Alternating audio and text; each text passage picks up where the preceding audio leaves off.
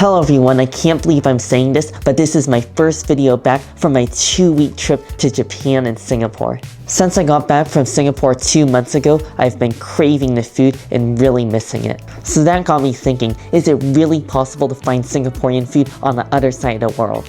So I did a little bit of research, and it turns out this Malaysian and Singaporean restaurant called Chicken Licious recently opened in San Jose. So come along with me as I try some of my favorite Singaporean and Malaysian dishes, as well as check off a few items on my list that I wasn't able to try when I was in Singapore.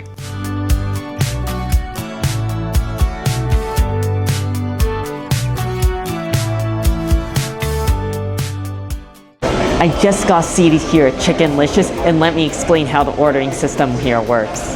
You know, the ordering system here kind of reminds me of a Singaporean hawker center, because as soon as you come in through the front door, you walk up to the counter and then you order your items, and then they give you a number, and then you sit down, and then once the food's ready, they'll text you on your phone. The meal comes with self-serve chicken herbal soup, which is just classic of Malaysian cuisine, and I gotta give it a try while it's piping hot, and also while I'm waiting for all the other food to come out.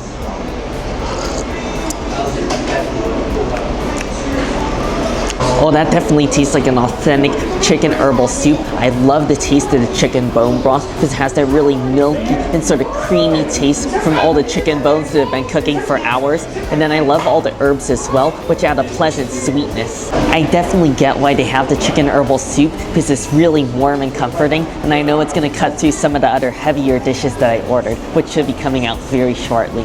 My starter just came out, and this is the curry puff. It's this deep fried pastry dough filled with chicken curry. Alright, I gotta go for a bite of this while it's still hot and crispy, and hopefully I don't just sear the inside of my mouth with this. Oh, that is great. I loved it. It's golden brown and crispy on the outside. It's supremely flaky, and I loved it. It's not too oily as well. And the inner filling is just like this delicious curry mixture of potatoes, chicken, and green peas. These are just magically airy, and this one order of 3 of them I can easily finish and still have room for the rest of the meal because they're very irresistible and tasty. The next dish that came out is the bak kut teh, which is a dish that's really popular in both Singapore and Malaysia, and I didn't get around to trying it. It is literally translated as pork rib tea, so it's a deep pork rib broth served with big, tender pieces of whole pork ribs. I think first things first, it would be a crime not to try the broth first, just on its own, with no extra seasonings, because they did give me a little bit of chili sauce.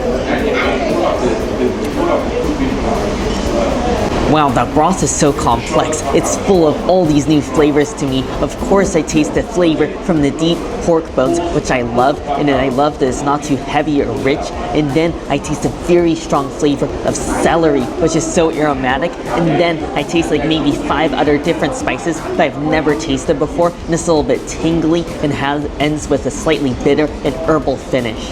There's all sorts of other goodies in there, like pork rib, as well as the pork belly. So I want to start off with the pork belly. The pork belly is pretty nice. It's got a bit of a chew to it, so as you bite into it and chew it, every single bite you take, it just releases some of that flavorful broth into your mouth.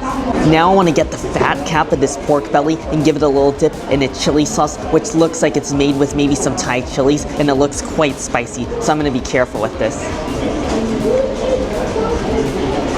Oh, I love the pork belly in there. I love the thick fat cap, and then mixed with that chili sauce, it's amazing. It definitely brings the heat because it's a mixture of soy sauce as well as fresh garlic and all of those burning Thai chilies. Now I'll try some of this pork rib meat that's conveniently sliced off the main bone. Oh, the pork rib is really nice and tender. I love that it's marbled more with the fat compared to the pork belly. And this, I already know, is going to be amazing with that spicy chili sauce. But I want to move on because there's one more hidden item in here. I just got really excited because I saw that there's a little bit of pig stomach as well in the bak kut teh, and I actually really love pig stomach.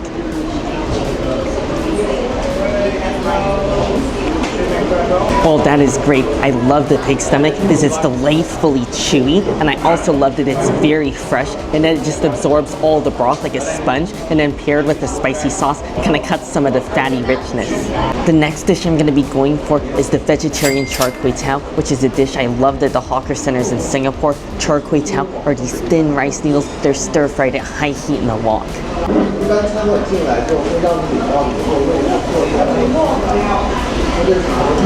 Oh, that definitely tastes like authentic char kway teow. I love the thin and soft and slightly chewy noodles, and I taste all of that wok hate. I really get that smoky flavor from the wok, and I love all the crisp veggies in here. You got the long pieces of green onion in there, as well as bean sprouts. You also got that sweet and caramelized soy sauce flavor, and at the end you get a slightly peppery finish.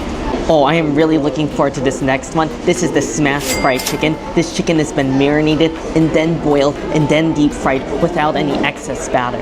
Alright, I gotta give this fried chicken a try. Wow, I am impressed. Everything about this is pure genius. Because the chicken was flattened when it was raw, it gives it a really large surface area. And then because the chicken is marinated, it's extremely juicy. And then when they throw it in a deep fryer, all of the chicken meat that's on the outside crisps up, and then the skin just turns into like a chicken chip. I'm really impressed by how well they marinated it because it keeps the chicken moist even though there's no batter to protect it. And then I just love all of the crispy and deep fried taste to it because it's not oily at all. So I just don't know how they managed to do it. I'm guessing they just fry it at a really hot temperature, just enough so you can crisp it up. And then because the chicken is previously boiled, it means it is already cooked through. Next is the banh mi, which is an extremely popular Malaysian noodle dish. So these are thick wheat noodles, and then it also comes with fried anchovies as well as chilies, and I just gotta mix this all up. Alright, here we go. I gotta try a piece with the crispy anchovies while they're still nice and fried.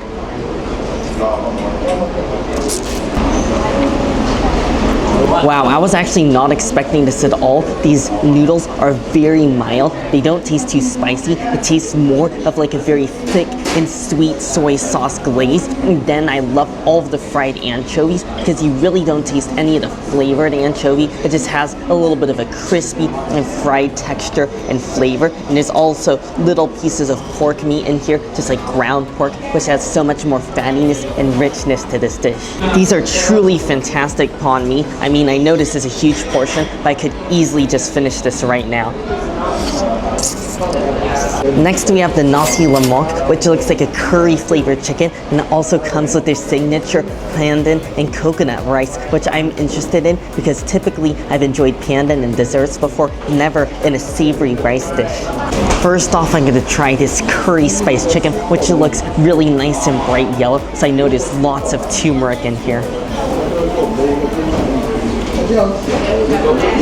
Wow, that is exactly the Malaysian dish I needed in my life. The chicken is so tender and ridiculously juicy, and I love all of the curry flavor. It tastes really strong and powerful, and I get a little bit of a burning spice at the end.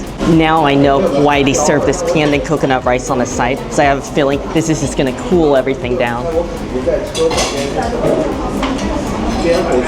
Oh wow, this is definitely done right. I mean, it's cooked perfectly. It's not too wet and not too moist, and I love the texture of it because you can feel every single grain of the rice, and I love that the pandan flavor is very mild as well as the coconut, so it kind of complements all of the lingering flavors on my tongue from the chicken, like the lemongrass, and it goes so nicely with it. Oh, the nasi lemak here is definitely a must order.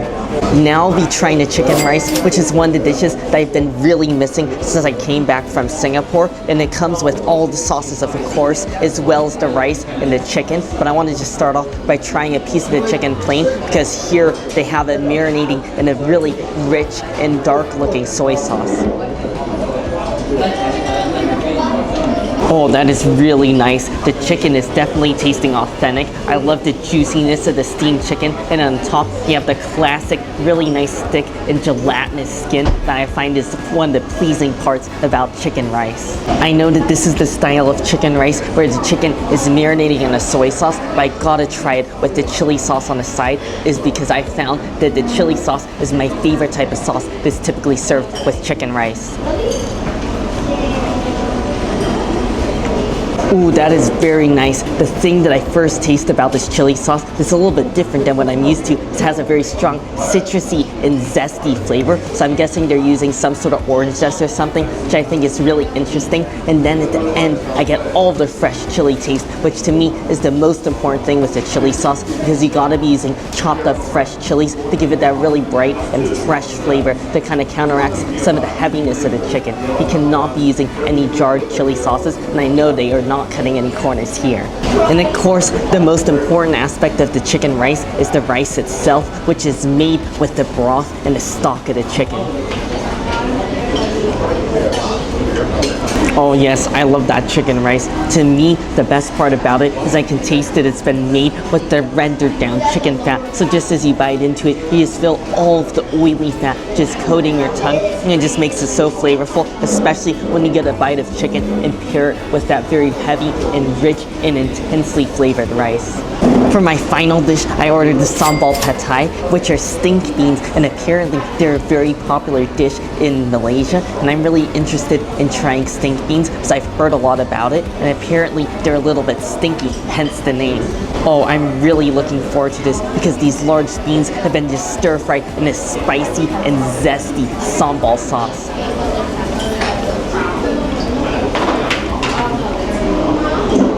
Oh, that is so exciting and so new for me. I mean, the texture of the bean is really interesting. It's slightly chewy, and then as you bite into it, you kind of get the flavor of the quote-unquote stink bean because it has a little bit of a sulfury taste, and the best way I could describe it is it really just tastes like maybe some steamed broccoli. So it's actually not too intense, and then you're hit with a slightly oniony flavor, and then you taste like sharp, garlicky taste to it, and then at the end, you taste all the flavor from that spicy chili sauce. So actually, I think if you enjoy garlic and onions as well as steamed broccoli, you'll actually probably really enjoy the stink bean, and I actually could eat a lot more of these because they're so pleasantly delicious and so fun to eat. I mean, I've never had anything truly like it. What a delicious Malaysian and Singaporean feast this was at Chicken Licious. All of the food was really delicious, and for the most part, it tasted very authentic as well. And I would say my favorite standouts were the nasi lemak, because I really love that spicy and zesty curry flavor of the chicken. And what was also impressive was all the fresh lemongrass in there. The banh mi noodles are also delightful. I mean, yes, I know some people might question the fried anchovies, but that was actually my favorite part, because I just love the crispy texture of that, as well as how it went with the chewy noodles and all the rich soy sauce flavor. And finally, you must try the sambal stink beans. I know some of you might be intimidated because they're called stink beans, but I'm telling you, it is so worth it. There's nothing really like it in the world, and it's so addictively spicy and zesty, salty, and just straight up addicting. I am so happy that I finally discovered Chicken Licious. I mean, I don't know when I'll be able to return back to Singapore or go to Malaysia for the first time, and in the meantime, I feel like Chicken Licious is really gonna hold down and satisfy my cravings for both Singaporean and Malaysian food. If you've never had Singaporean food or Malaysian food, I definitely recommend trying out Chicken Licious. I mean, there's even more dishes on the menu I didn't get around to, and I will definitely be back. As always, I really hope you all enjoyed the video. Make sure if you did to give a like, and also make sure to subscribe, and I'll see you in the next one.